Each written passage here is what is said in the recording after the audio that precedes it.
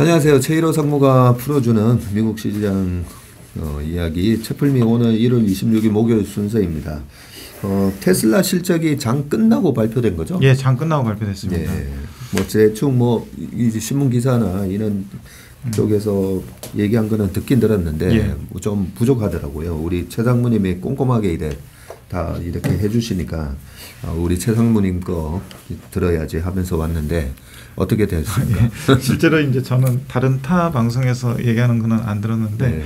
혹시 제가 부족한 거 있으면 말씀해 주십시오. 네. 일단은 그 사큐 실적에서는 계속 그 저희가 주간 단위로 그 포워드 EPS를 체크할 때 지금 네. 테슬라의 포워드 EPS가 계속 하향 조정되는 추세였잖아요. 계속 떨어졌죠. 그래서 느낌상으로는 제가 계속 보고 있었는데 낮아진 컨센을 상회하는 실적을 발표했습니다. 그래요? 예. 그래서 뭐 아주 서프라이징 하진 않은데 예. 그냥 시장에서 우려 정도는 해소할 만한 그런 숫자를 발표를 했고요. 그에 네. 따라서 시간외에서도 지금 확인해 보니까 4~5% 정도 상승을 하고 있는 상황입니다. 그렇군요. 예. 아니 그동안에 계속 가격을 낮췄었기 때문에 예. 저도 이번 실적 발표 때 좀 약간 쇼크가 나오지 않을까 뭐 그런 우려도 했었어요. 예. 우려도 했는데 예. 컨센을 상회했군요. 그리고 IR 자료에서 나타난 전반적인 톤은 자기네들이 이제 가격을 낮추지만 물량을 많이 파는 것을 목적으로 하고 연간 수백만 대를 파는 자동차 회사가 되겠다. 그러면서 영업 원가를 상당히 획기적으로 개선하면서 네. 계속 영업 마진을 유지하겠다. 그런 내용을 비췄고요. 네. 그거에 대해서 상당한 자신감을 좀 가지고 있는 것 같고 네. 멀티이어 50% 이 문구가 또 나왔습니다. 멀티이어 50%? 그게 뭐냐면은 성장한다고요? 예, 그 판매 대수를 네. 멀티이어로 계속해서 50%씩 성장 증가시킬 건데 네. 증가시키는 걸 목표로 할 텐데 어떤 해는 50%가 네. 안 되고 어떤 해는 50%보다 크기 때문에 결과적으로 자기네들이 그 목표를 맞춰가겠다. 장기적으로는 50%가 될 거다. 야. 이런 얘기를 했습니다. 와. 우리는 테슬라에 대해서 지난번 차진경 프로랑 했을 예. 때 PER이 지금 뭐 23배까지 떨어졌지만 예. 그래도 30~40% 정도는 그래도 성장할 거니까 예. 예, 저희도 이제 눈높이를 좀 낮췄었는데 예. 여전히 50% 작년에 130만 대 팔았죠. 예, 그렇습니다. 예, 그러면 50%면 65만 대 더해주면 195만 대 정도 예. 올해 이제 팔아야 되고 올해 컨센이 이제 한 180만 대였다가 170만 대로 이제 좀 떨어지지 않았습니까? 그렇진 않았고요. 네. 지금 시장에서 형성되는 컨센은 183만 대 정도 되는데 가이드라인은 어라운드 180만 대로 줬습니다. 그래서 시장에서 생각하는 컨센하고 예. 비슷한 가이드라인을 줬고요. 몇 가지 이제 좀 특이할 만한 사항이 좀 있어가지고 적어봤는데 한번 보시죠. 예. 일단 매출이 24.3 빌리언이 나왔고 컨센이 24.1 빌리언으로 형성되어 있었는데 매출 컨센을 상회했고요. 그리고 YOY는 37%가 상장을 했습니다. 그리고 그 에너지 쪽 말씀하시는 분들 좀 가끔 있는데 그 태양광 사업부가 있잖아요. 네. 그 태양광 그 기업을 인수해서 하는 사업인데 그게 이제 손익계산서 보면은 에너지 제너레이션 앤 스토리지 이렇게 분류가 돼 있거든요. 발전과 저장 뭐 이렇게 보면 되네요. 그렇죠. 예. 그래서 이 부분의 매출이 1.3 빌리언입니다. 그래서 이 부분에 이제 성장성이나 잠재력은 인정을 하지만 아직까지 이제 전체 매출 비중은 5% 정도에 불과하다는 거 아시면 될 것 같고요. 판매 대수 40만 5천 대, 1Q, 2Q, 3Q 보면은 31만 대, 25만 대, 34만 대거든요. 예. 그래서 40만 5천 대는 분기별로 최대치 레코드 하이입니다. 예. 그리고 다른 여타 기업에서도 봤듯이 강달러 영향을 받았대요. 그 받은 어마운트가 1.4 빌리언이라고 얘기를 하고 있습니다. 그래서 요거를 상쇄시키면 한 25 빌리언 정도 나왔을 그런 매출이고요. 조정을 하면은.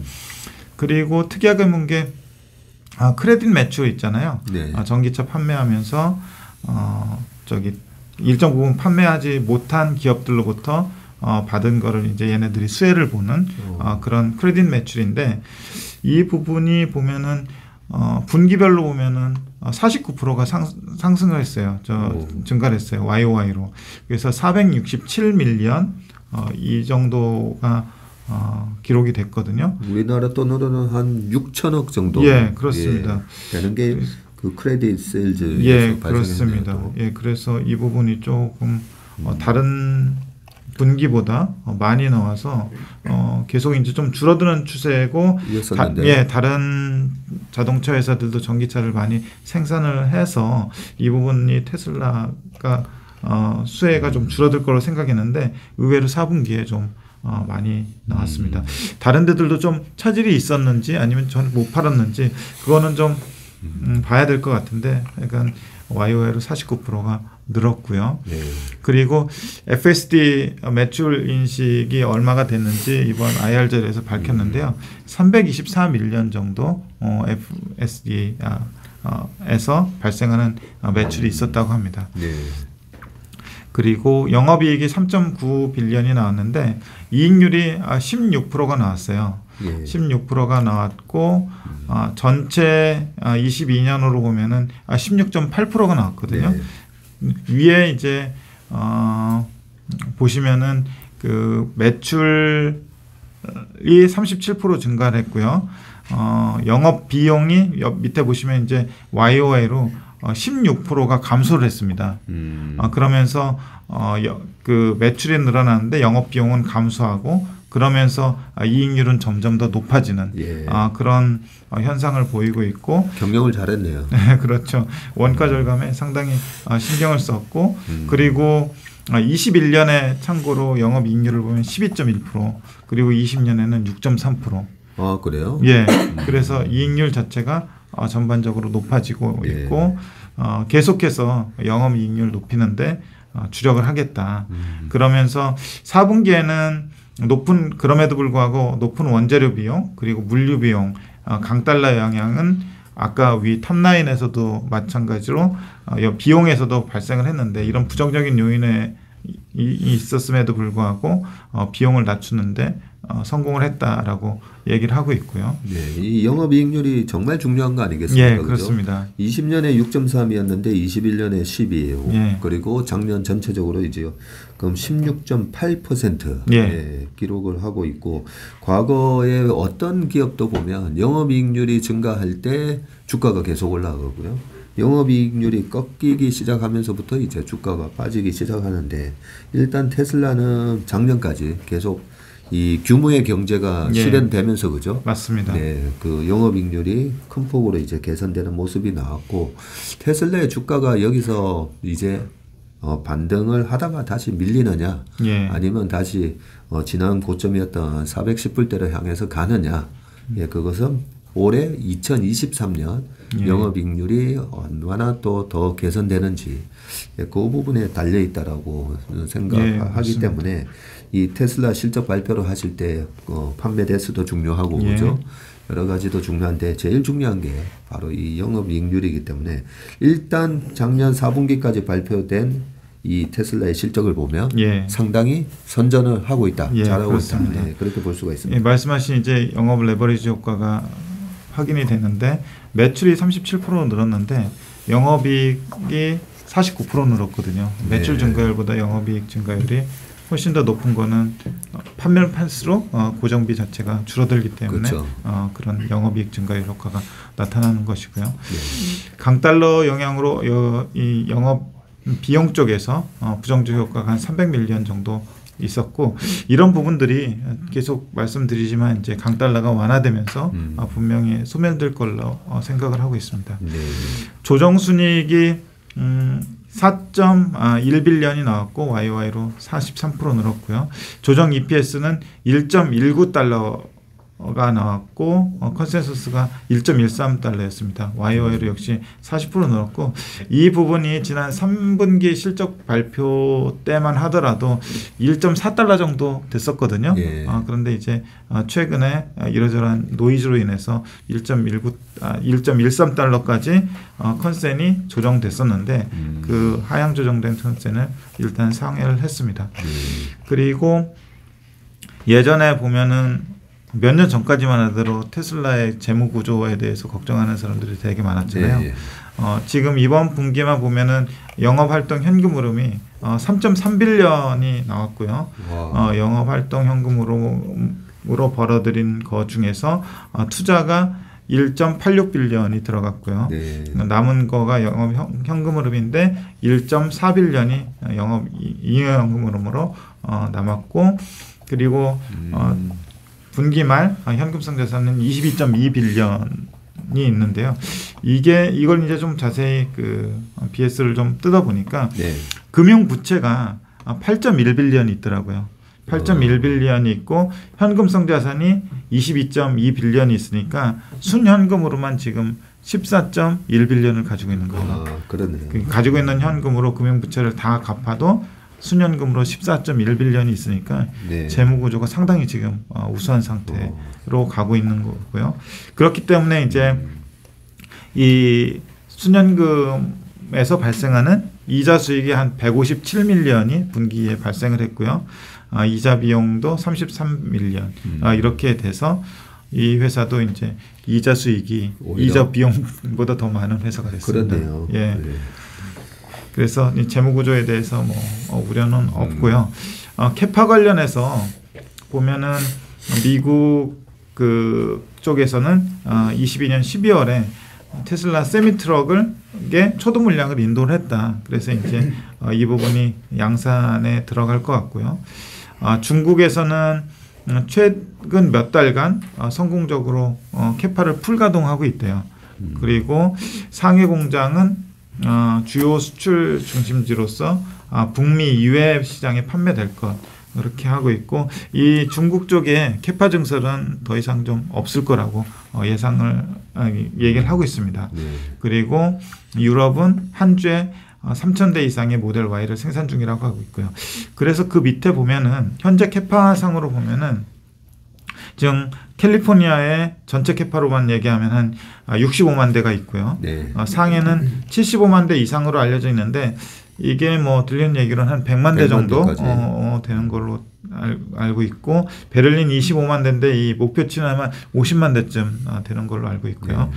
그리고 텍사스도 25만 대 이상인데 50만 대 이상으로 알고 있는데, 이렇게 보면은 대체로 현재 캐파 기준으로 해서는 250만 대 내외 네. 이 정도 되는 걸로 보여집니다.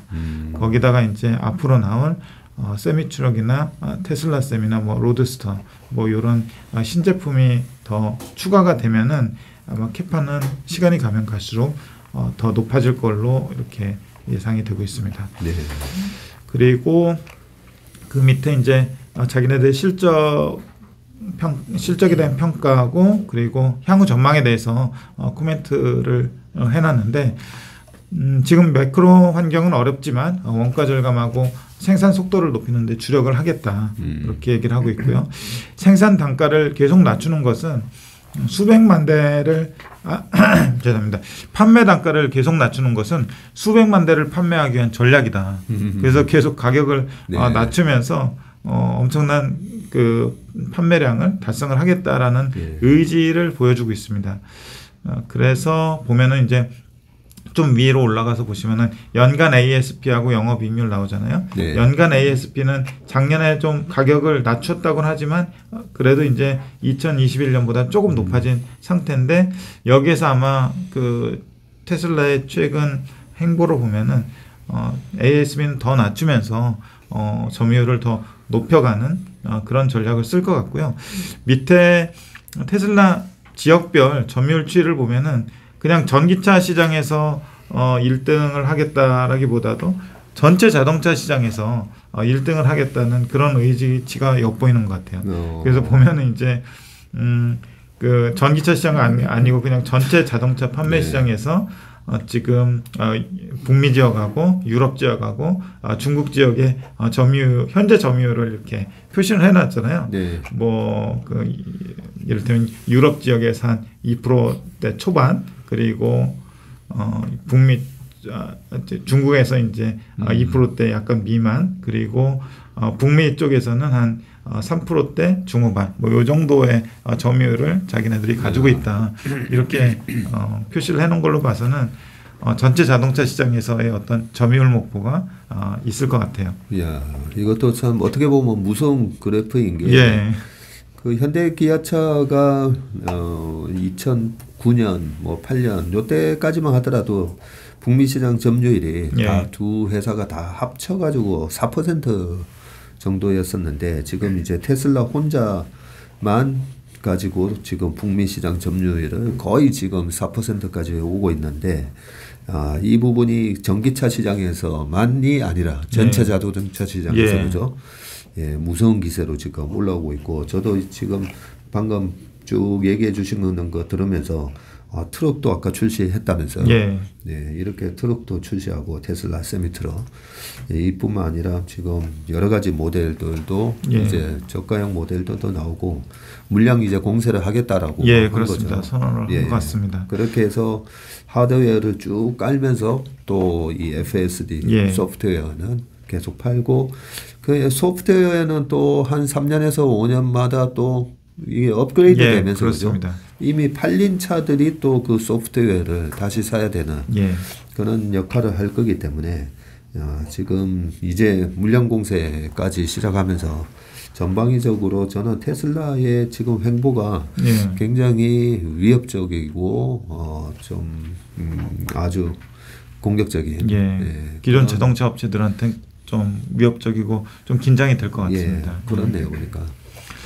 그리고 여기 일반적인 내용인데 2017년부터 2022년까지 판매 단가는 절반으로 줄어들었지만 영업이익은 개선됐다. 이렇게 얘기를 하고 있고 영업이익률 개선은 원가 절감 모델의 도입, 현지화 전략, 공정 개선 등에 기인한다. 이렇게 얘기를 하고 있습니다. 어떤 환경에서도 단기적인 불확실성에 대비하면서 장기적으로는 공정 자동화, 전장화, 에너지 효율화에 집중할 것이다. 그리고 원가 관리와 혁신은 어떤 완성차 업체도 따라올 수 없을 것이다. 그리고 장기적으로 성공을 거둘 것이다. 이렇게 얘기를 하고 있습니다. 이 부분이 참 무서운 얘기입니다. 자동차 현대기아차 지금 영업이익률이 이제 6%, 8% 그러고 있고 그것도 이제 환율이 좀 좋아가지고 그렇게 또 영업이익률이 개선된 부분이 있는데 테슬라는 원가 관리와 혁신으로 인해서 어떤 업체도 우리와 같은 이런 수익성을 내지 못할 것이다. 그리고 판매량 목표에 대해서 가이드라인을 줬는데 여전히 CAGR로 50% 성장 목표를 가지고 있다고 얘기를 하고 있고요. 아까 말씀드렸던 대로 어떤 해는 더 빠르고 어떤 해는 더 느릴 것이겠지만 그 장기적인 목표는 50%라고 다시 반복을 했습니다. 이러한 전망하에 2023년에는 180만 대 정도 예상한다. 그리고 컨센지가 한 186만 대 뭐 이렇게 잡혀 있는데, 어떤 그 수요 자체가 지금 약간 심리 자체가 둔화돼서 그렇지 수요가 개선이 되면은 이 정도 뭐 충족시키는 데는 큰 무리가 없을 것 같습니다. 제품 관련해서는 올해 하반기 텍사스에서 사이버 트럭을 생산하기 시작했고 다음 신제품 개발 중에 있는데 자세한 것은 3월로 예정된 인베스터 데이에서 공개할 예정이다. 그래요? 이렇게 그래서 신제품에 대한 기대감을 좀 주고 있습니다. 보통 뭐 삼성전자나 애플도 그렇고 신제품 나오기 전에 주가가 또 강한 면을 보이는데 3월 달에 또 사이버 트럭 이 부분이 이제 또 공개된다고 하니까 한번 잘 보시면 될 것 같고 이제 밸류에이션 한번 볼까요?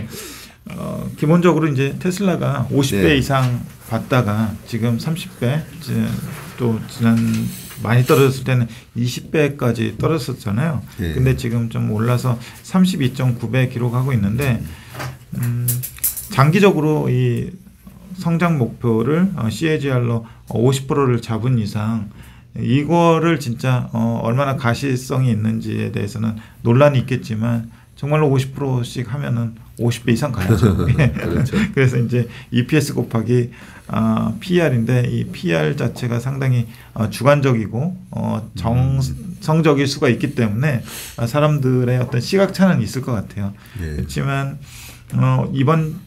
이번에 실적 발표한 거로 봤을 때 지금 정도의 어떤 그 밸류는 뭐 충분히 받을 수 있는 회사라고 보여지고 있고, 앞으로 이제 실제로 말한 것을 얼마나 충족시켜 가는가에 따라서 또 프리미엄을 받을지 아니면 뭐 디스카운트가 될지 그렇죠. 결정을 하지만 이번 실적은 좀 고무적인 거로 생각이 되고요. 네. 우려를 해소했다는 것만으로도 충분히 좋은 내용이었던 것 같습니다. 네. 그래서 이 PER 부분이 앞으로 상당한 논란이 될 것 같은데 말씀드렸듯이 이만한 이익률하고 이만한 성장성을 유지한다면 정말로 뭐 50배 이상 받는 것이 맞다고 생각을 하고 있고 네. 좀 지켜봐야 될 것 같습니다. 그렇죠.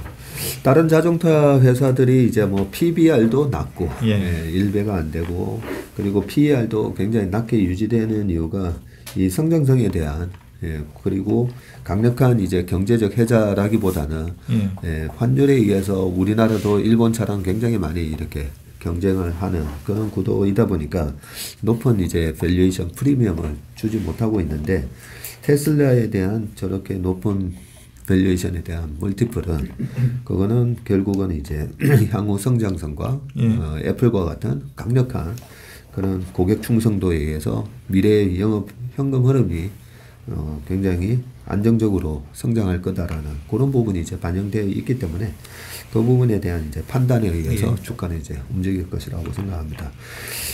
컨센에 대한 뭐 회사가 발표하는 그런 가이던스가 다 맞을 수는 없겠지만 그래도 연간 30-40%씩 성장을 하고 또 마켓에 지금 전기차 침투율이 이제 10%를 돌파하고 있는 시점에서 여전히 이제 테슬라의 전기차 성장이 연간 그래도 30% 이상만 유지만 되어도 지금의 PER은 그렇게 뭐 높지는 않아 보이고요.